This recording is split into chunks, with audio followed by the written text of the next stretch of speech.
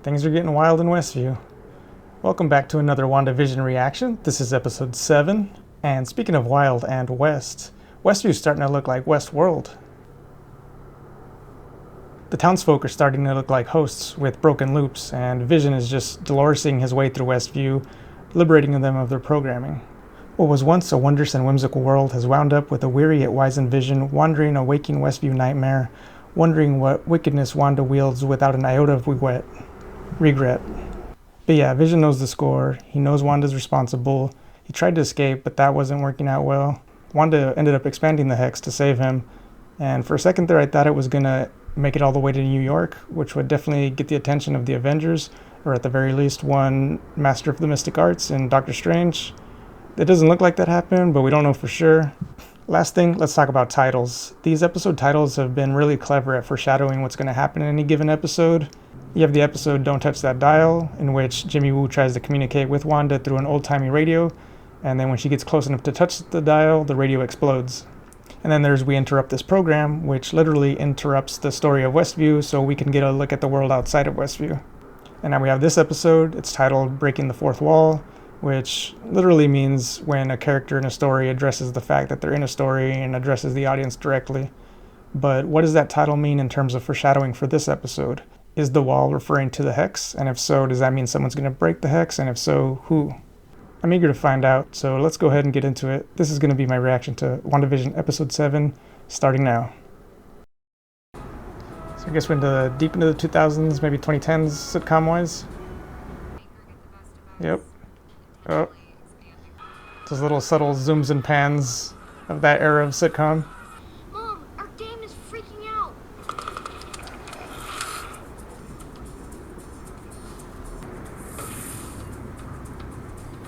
I'm guessing the hex is freaking out, maybe losing some of its potency from having been expanded.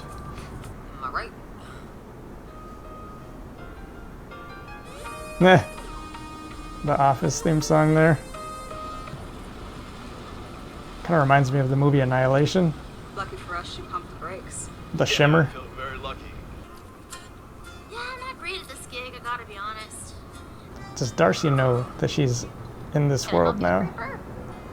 You don't remember me from last night? Guess that answers that. We locked eyes. There was a unspoken understanding. Hard pass. Last night, Uncle P said that thing about re-killing Dad. Don't believe anything that man said. He is not.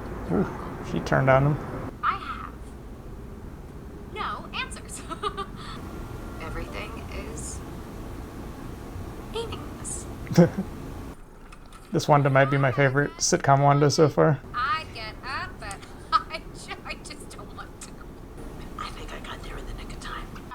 It's too bad they could have done like a Parks and Rec style sitcom, and Catherine Hahn could have just played her character from Parks and Rec. That would have been great. Bobby Newport. Hayward wasn't decommissioning Vision. He was trying to bring him back online. Yep. Nothing worked until... Wanda stole Vision's body. So I'm wondering if Vision's lack of memory of the Avengers, I was just assuming it was Wanda's doing, but it might have been Hayward's doing. They wouldn't want him to remember the Avengers. Oh no! Look, that line, Miss Trey's getting too heavy. Oh, you're bad back. Yeah, why didn't you just do that from the start? Oh, okay. Dr. Lewis, I have questions. I have answers. Should we take this convo on the road? Excellent. Penny for your thoughts. I like it here. Oh, good. You're quiet, Agnes. On the inside. Now, is that Agnes specific, or is that because she's under the mind control, like everyone else in Westview? Now it's really feeling like Annihilation. Darcy's not here to give her stamp of approval. Breaking that wall, breaking that hex.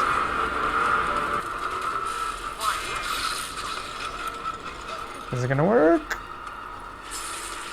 Monica, get out of there! Oh, is this where she becomes Photon? Slash Pulsar slash Out of there! Monica! Spectrum? Watch out! That was pretty cool.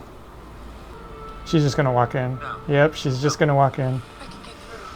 Ah, This is her origin story moment. Ooh, that's pretty cool. Her Spectrum outfit in the Mighty Avengers was black and white and gray, kind of like this.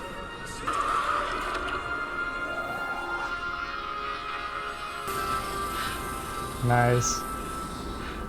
I didn't know if they were going to do that in this series, or if they're going to wait to a different movie or show. Yeah, Spectrum. That's the Spectrum outfit. Go read Mighty Avengers by Al Ewing, by the way. Wanda! Listen to me. This whole thing is about Vision. Get out of my house! Hayward was trying to bring him to... Stop talking about that!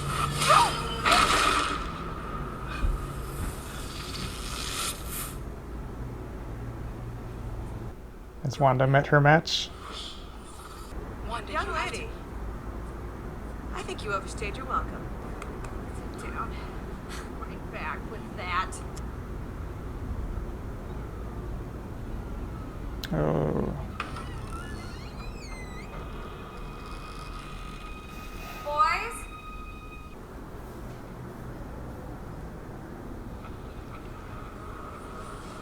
Ooh. Wanda. Don't you, Wanda, You didn't Wanda. think you were the only magical girl in town, did you? Agnes Harkness. The name's Agatha. Agatha Harkness. Harkness. Lovely to finally meet you, dear.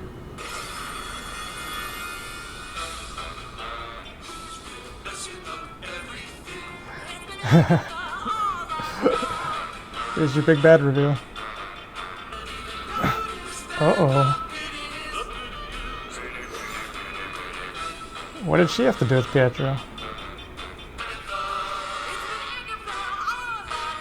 And I killed Sparky, too.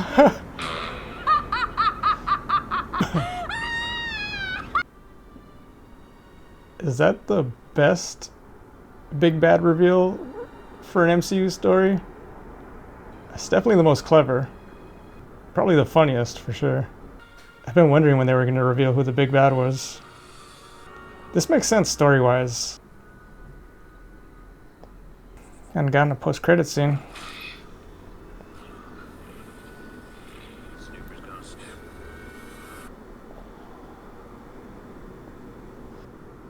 Yeah, my original feeling on the Pietro reveal was that that was not the real Pietro, and that it wasn't even the X-Men Pietro. That this was just kind of like a meta reference, using the casting as just kind of a wink and a nod to the fans. I'm still leaning that way. The only other explanation would be as if somehow Agatha Harkness has some sort of like multiverse access and somehow brought in Pietro from the X-Men universe, but it's like, why go through all that trouble? It's possible, but yeah, I still feel like this is just more a wink and a nod to the fans, having Evan Peters as this version of Pietro. But with this show, who knows? It can go anywhere, right? We have 2 episodes left. Looks like we finally know who the big bad is. We know who her henchman is. And I'm guessing we're out of sitcoms at this point, right? I mean, that was like 2000s, 2010s-ish, I guess. Are they going to attempt to do some sort of, like, what are even the sitcoms right now? It seems like network TV is mostly game shows and reality shows at this point. How about Monica Rambeau getting that hero transformation? I don't know what they're going to call her, but that was definitely a reference to when she was most recently Spectrum in the comics. Yeah, if you have any interest at all in comics, and even if you don't, but you're liking the show, go check out Al Ewing's Mighty Avengers. It's, I think, from like 6 or 7 years ago. It's an Avengers team that is led by Luke Cage, and you also have the Falcon in there. But then you also have Spectrum, which is the latest incarnation for Monica Rambeau. It also has this profoundly tragic story arc for Blue Marvel. Yeah, that one got me. But yeah, it has also just a really cool story with Blade in it. There's also just some weird Spider-Man shenanigans, because at this point in the comics, Spider-Man is actually not Peter Parker, it's Dr. Octopus as like an imposter Spider-Man. I think they call him the Superior Spider-Man, or that's what he calls himself. It'll kind of give you a hint as to what Monica Rambeau in the MCU is going to be capable of, I'm pretty sure. Only 2 more episodes left. It's coming to a head. Story threads are starting to meet. Answers are being provided. We know who the big bad is, so I'm looking forward to the next 2. It's going to be fun. So until next time, if you like this video, go ahead and hit that thumbs up for me. And if you want to keep following along with these reactions, doing it every week, go ahead and hit that subscribe button and ring the bell for notifications. And as always, thanks for watching the video. My name's AJ. This is Good Movies and Music. Thanks and have a good day.